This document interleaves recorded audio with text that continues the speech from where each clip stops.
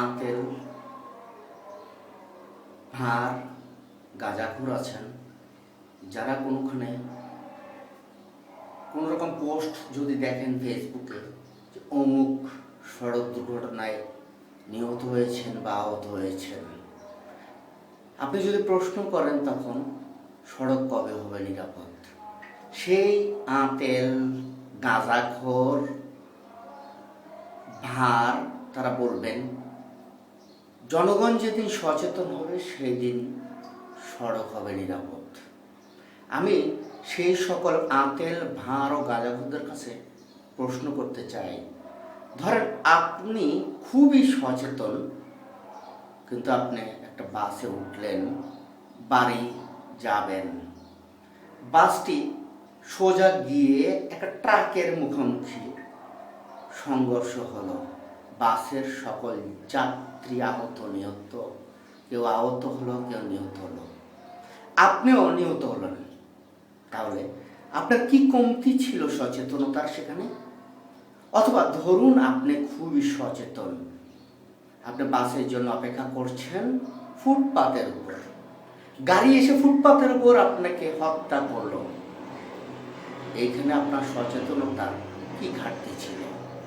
কিংবা ধরুন আপনি খুবই সচেতন, আপনি রাস্তা পার হচ্ছেন জেব্রা ক্রসিং দিয়ে, গাড়ি এসে আপনাকে চাপা দিয়ে চলে গেল, এখানে সচেতনতার আপনার কমতি কোথায় ছিল? আমি সেই সকল আঁতেল, ভাঁড়, গাঁজাখোরদেরকে বলবো উলট পালট কথা বলবেন না, প্রকৃত সমস্যা চিহ্নিত করুন, সেটাকে সমাধান করুন। প্রকৃত সমস্যা 28 লক্ষের মতো লাইসেন্সবিহীন চালক, 5 থেকে 8 লক্ষ গাড়ি ফিটনেসবিহীন, অনেক চালক আছেন যারা ড্রাগ এডিক্টেড, গাঁজা মদ খেয়ে গাড়ি চালায়, অনেক চালক আছেন যারা রাস্তায় নামলেই এক গাড়ির সাথে এক গাড়ির কম্পিটিশন লাগে, তখন তার দেখে না সামনে কি মানুষ আছে না অন্য কিছু। ধরুন যেসব চালকরা মানুষের পর মানুষ খুন করে যাচ্ছে, হত্যা করে যাচ্ছে, আমি তাদের কাছে ছোট্ট একটা প্রশ্ন করি, ধরুন রাস্তার মধ্যে সেই মানুষগুলো নয়, সেখানে ধরুন একটা কারেন্টের খাম্বা কিংবা গাছ আছে,